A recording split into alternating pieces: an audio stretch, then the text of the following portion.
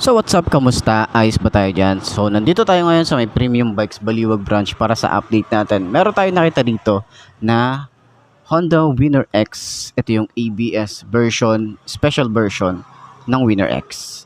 So umpisa na natin yung walk around para dito at yung vlog natin kung sulit pa rin nga ba.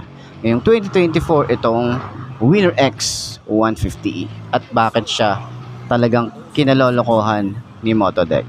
So umpisa na natin. I'm an addict, addicted to being savage. My life is a little graphic, like HBO making magic. I'm rapping to make that passive money coming from traffic. Doing mental gymnastics, I'm fluid and problematic. You losing if you come at me the wrong way. I've come a long way from sipping on Bombay. It's 1942 now, in this loud mouth, sipping hard in the back of a booth, sold out. I can never get it. So ayun na nga, para sa kanyang presyo, papakita ko na lang din sa inyo sa screen para at least makita nyo yung kabuuan. Hindi na natin sasabihin. Yan. So sa tingin nyo ba, sulit nga ba ngayon 2024 itong Winner X 150? So dito sa matte red na to, nagustuhan ko yung kulay niya, combination ng red and black lining, and then meron siya mga gold lining. So start na natin yung walk around. So comment nyo nga dyan sa baba kung sulit nga ba yung presyo na to, itong special edition ng Winner X. Ito yung ABS version So ayun na nga, para sa kanyang front view, kita pa rin natin dito. Wala namang pinagbago dun sa mga version, yung standard version, special version, at yung limited edition nila na parang race edition, di ba? So ito yun. Ayan, meron pa rin naman sila ritong open part. Yung iba, naglalagay dito ng ilaw, lalo na si Motodeck, di ba? Pero meron akong nakasabayan na ganito. Nilagyan niya ng ilaw or yung mini driving light. Ayan, so meron siyang ganon. Pinatanggal niya lang to, or meron din silang kinostom sa loob, and then may ilaw na siya. Astig nung dating ano yan. So kagandahan din dito, dahil nga matte finish siya, kita natin yung mga shadow dito. Ayan, yung mga lining. Meron siyang matte finish, glossy. Itong visor niya, maliit lang. And then itong part na to, matte na yan. Ayan. Kita niyo yung aggressive nung looks na ito. May mga patulis din siya. Pagbaba natin, meron tayong Honda sticker. And then parang carbon fiber finish. And then dito sa baba, meron tayo ritong parang sungay. Then yung headlight niya na talagang napaka-stylish, napaka-sporty looking talaga. Talagang galit na galit yung dating na ito. So ito sa mga unique style ni Winner X. Pero hindi sila nagkakalayo ni Honda Click 125. Pero ang pinagkaiba nito, mas aggressive siya. May mga patulis dito na para siyang merong winglet, 'di ba?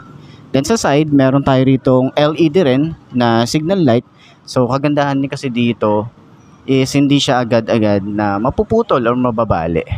Then dito meron tayong maliit na details. Yan, ma-appreciate mo yung mga ganito eh. Maganda rin yung fender. May mga lining. Combination ng red and black matte finish. Yan, may mga lining siya. Yung mga shadow, ma-appreciate mo. And then, nagustuhan din natin dito yung telescopic fork na kulay gold yung kanyang paint job. Then, naka-mugs. Tubeless na rin to. Meron tayong gold lining dito sa kanyang mugs. Yung kanyang tires is 90 by 80 by 17. Yan.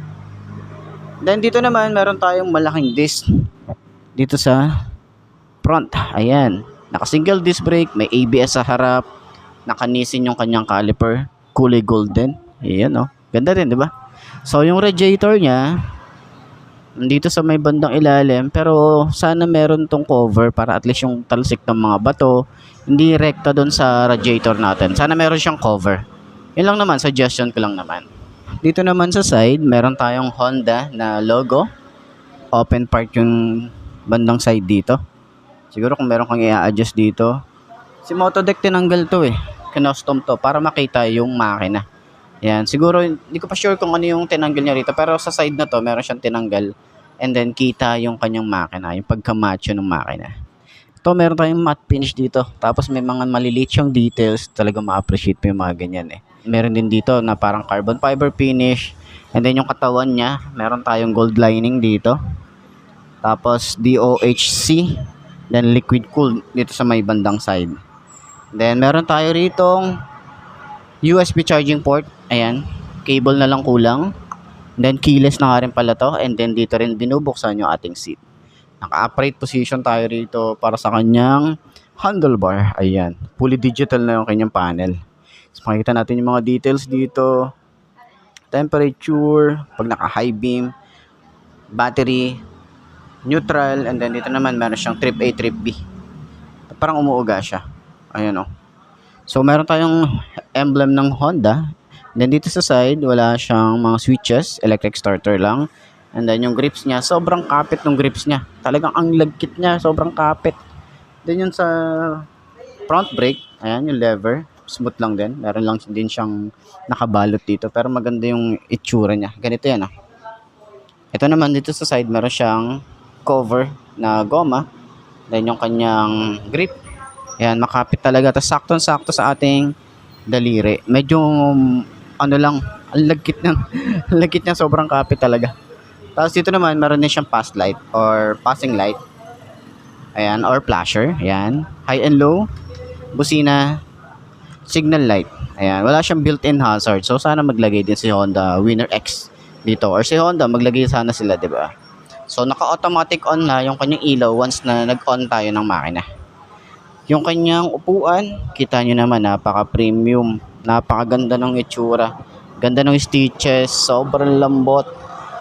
Ayan, hindi natin ma-open kasi hindi naman yata ito naka-activate. Try nga natin i-open yung seat. Hindi siya ma-open. Wala, hindi siya ma-open. Ayan, pero may mga stitches siya. Tapos, para siyang two-tone. Ito, pero yung kanyang foam, makapal din. Yung kagandahan dito kasi hindi siya masyadong masakit sa long ride, no? Talagang chill lang. Yung ating grab bar, maganda yung style. Napaka-aggressive din ng datingan. Matte finish. Meron din siya mga glitter effect. And then nagustuhan ko din dito, yung Winner X niya is kulay gold yung kanyang emblem. Ayan, Winner X. Wala siya yung 150, no? Kaya hindi masasabi kung ilan cc nga ba to. Ganda nung ano, font ng kanyang emblem dito. So naka-emboss talaga siya. Then, foot pegs. Ito yung sa angkas. Ganyan yung datingan. Ito naman yung sa ating rider. Napiflip siya pero bumabalik. Maganda yung kanyang paint job dito. Then dito rin, may mga glitter effect din siya. Naka-single head shifter tayo rito. Then 6-speed na rin to. So sa side stand, smooth lang din. Pero sana dito maglagay si Honda ng side stand kill switch para dito. Ayan. Ganda ng design ng kanyang makina rito. So talagang lumalaban atong si Winner X pagdating sa mga underbone category. Meron tayong Honda sticker dito. Yung kanyang taillight na unique style talaga. So medyo kakaiba lang din to pag sa nakabuntot tayo. Sobrang liwanag niya talaga. Yan, yung kanyang signal light LED rin pero naka-fix. Kaya ingat tayo rito, medyo delikado siyang masagi. Okay. Meron tayong plate light, reflector, malapad din yung ating fender dito. Yan. So dito naman sa chain, meron tayong cover, flexible naman 'yan. And then yung ating sprocket dito, ganda nung dating ano, kapag tumalon yung ating, or kung medyo maluwag na yung ating chain, hindi siya agad pupunta doon sa may, or iipit dito, no? So meron siyang saluhan, stick, diba? So dito naman, ang size dito sa likod ay 120/70 by 17, tubeless na rin yung kanyang tires. Maganda yung muffler niya, mataba, tapos single exit. Ganda ng style. Meron siyang parang carbon fiber finish dito. Yung kanyang exhaust cover. So naka-Nissin din tayo rito. Yung kanyang caliper. Naka-single pot caliper tayo rito. Naka-single disc brake din. And then yung mugs nga pala niya, meron din siyang lining na kulay gold. Ayan. Naka-mono shock tayo rito. And then nasa pinaka-center naman siya. Dito sa side, yung kanyang rear brake pedal. Yan yung datingan niya. Medyo manipis lang. Medyo maliit lang. Then yung foot pegs, same lang din doon sa kabila. Yan, meron din tayong open part dito. Yan, so ma-appreciate mo yung mga ganitong motorcycle eh. Mga ganitong unit, no, available si premium bikes dito sa may baliwag ng ito, isang unit lang na to, yung ABS version. Ngayon, sakyan naman natin ito, kung abot ba ng 5.2 na kagaya ko, yung ganitong motorcycle. Okay? Enough. Success is like a drug. The money come in, but then I want more stuff. So I gotta work hard, play harder, gotta work smarter. Time is money, yeah, money is harder. So I'm not giving up, no, I'm not giving in. I was born in this world, I swear to make a difference. If you need a mentor, I got something for you, kid. Just watch the way I move and try your best to copy it. Like a CEO, I move like an athlete pro. I party like a rock star show. I live every day like my last, never know. I run it like a CEO. I move like an athlete pro.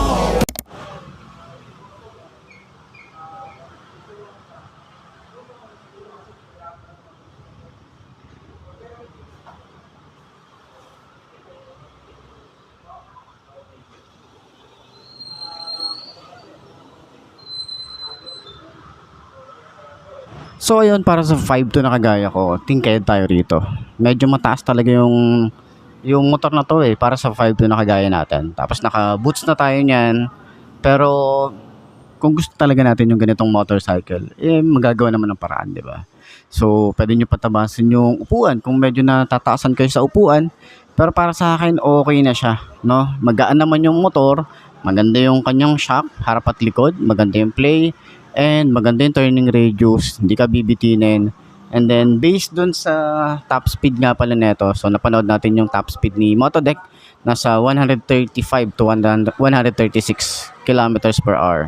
Okay? So, depende rin siguro sa rider yon. Kung medyo magaan ka pa, baka umabot ka pa ng 140, diba? So, ayun. Sana nakatulong tong video na to.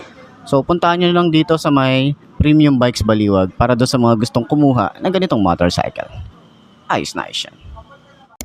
So, yun nga mga boss, no? Ito na ba ang motor na babagi sa'yo? Kung ito na nga ay markahan mo na, mag-subscribe ka na sa aking YouTube channel, i-click mo na rin yung notification bell para updated ka sa lahat ng videos na upload natin dito araw-araw. So, lagi nyo tatandaan, wala sa brand ng motor ang itatagal yan. Kundi na sa pag-aalaga mo yan, tatagal yan. Ayos na ayos yan. So, kita-kita na lang ulit tayo bukas. I'm Mark D. Ciao.